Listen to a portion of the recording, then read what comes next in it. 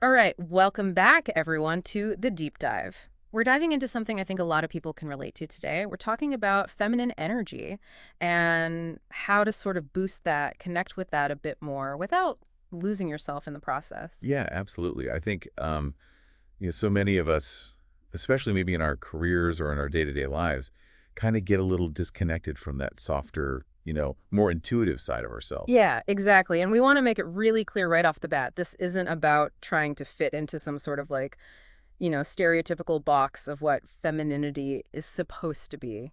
Not at all. Right. Exactly. What we're aiming for here is to give you some really solid, practical tools you can actually use to tap into that energy while staying true to who you already are, to your own unique essence. So that's really Mhm. our kind of our mission for this deep dive. Awesome. Love it.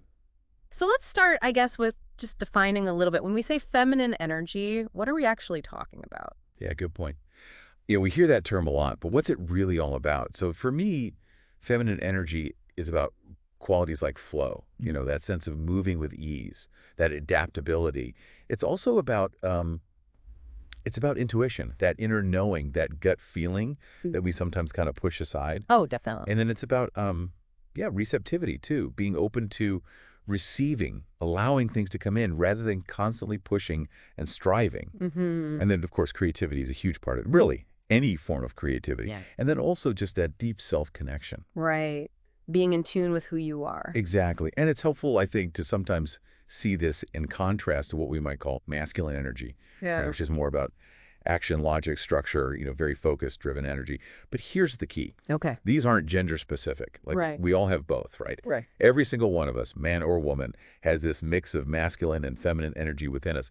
It's just about, where's the balance? Yeah, exactly. It's finding that balance that's key. And you know what? It's when things get really out of whack, when we're pushing, pushing, pushing all the time, that's usually when we start seeing signs that maybe our feminine energy needs a little TLC. Absolutely. Yeah. So, like, what are some of those signs? What are some of the things that might tell you, hey, I might need to pay a little more attention to this side of myself? I think for me, it's like feeling constantly exhausted, even if you're getting enough sleep, is a deeper kind of tiredness, or maybe feeling disconnected, like you're just on autopilot all the time. Yeah, like you're just going through the motions. Exactly. Or even just having this like nagging feeling that something's off, but you can't put your finger on it, like something's missing. Yeah, yeah.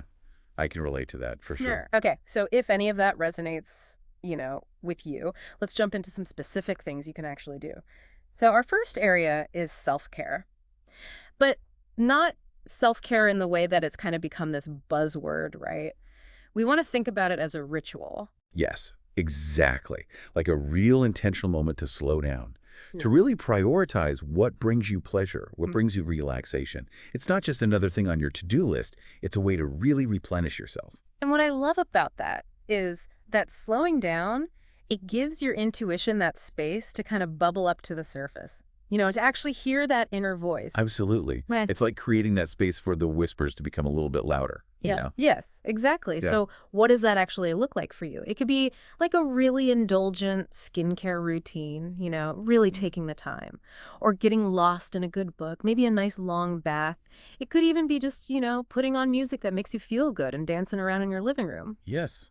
Love that. Whatever really resonates with you and feels truly enjoyable. Not like, oh, I should be doing this, but like, I want to do this. And, one of the biggest things, and maybe one of the hardest, is giving yourself permission to rest without guilt. Mhm. Because our culture, is so go, go, go all the time, produce, produce, produce. Mhm. But to just allow yourself to recharge, that's actually a huge act of self-care. And it's so connected to that feminine energy. Totally, totally.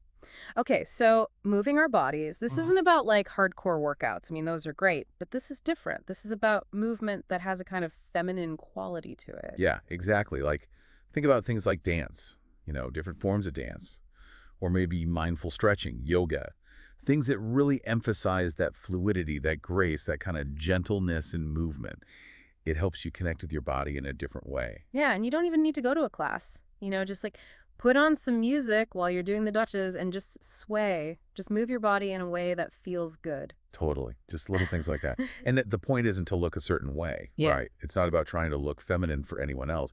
It's about cultivating that feeling within yourself. Yes, exactly. It's Yeah. an inside job.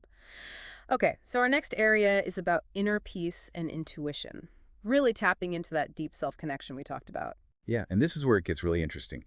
Feminine energy is so tied to our intuition, right? That inner knowing that we all have. And often it's in those moments of stillness that we can actually hear it. So meditation, even just a few minutes a day, can be so powerful. Or journaling can really help you process things and kind of get in touch with that wisdom. And being in nature, you know, away from all the noise. Yeah, that can be amazing. It's about shifting from that constant doing, which so many of us are caught up in, to just being present in the moment. Okay, so our fourth one might seem a little bit counterintuitive, especially in a world that often tells us to, like, keep our emotions in check.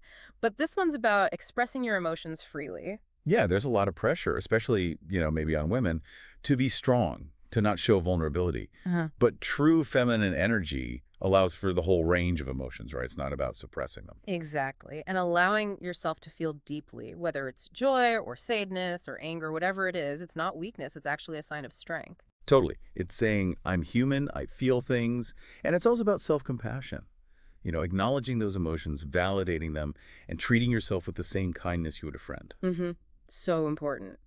Okay, let's switch gears a bit. This next one's a little more tangible. Surround yourself with beauty. And this might sound a bit superficial at first, but it actually has a really big impact on how you feel. Yeah, feminine energy is very connected to that sense of aesthetics, to beauty. And our environment actually plays a huge role in our mood. Think about it. Oh, absolutely. So, how do you do this?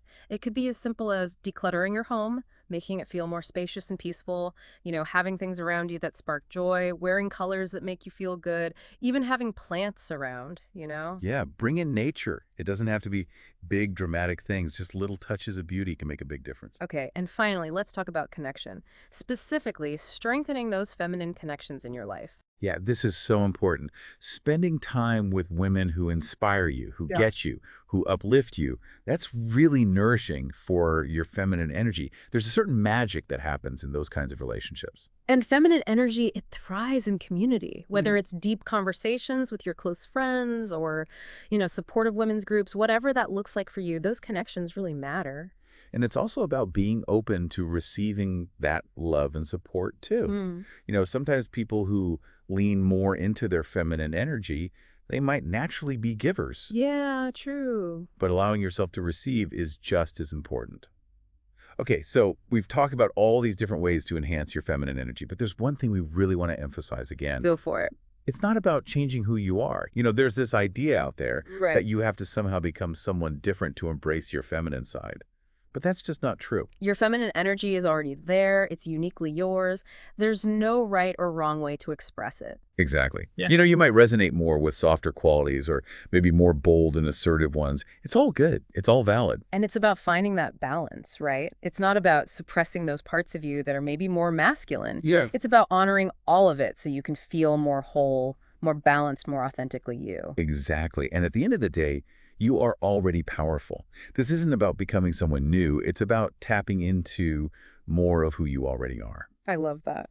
So as you're listening to this, we hope it sparks some ideas for you.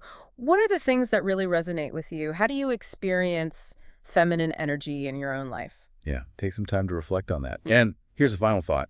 Embracing your feminine energy, it's not a destination. It's a journey. It's a continuous exploration of self-discovery. Beautifully said. And on that note, that's a wrap for this deep dive. Thanks for joining us. See you next time.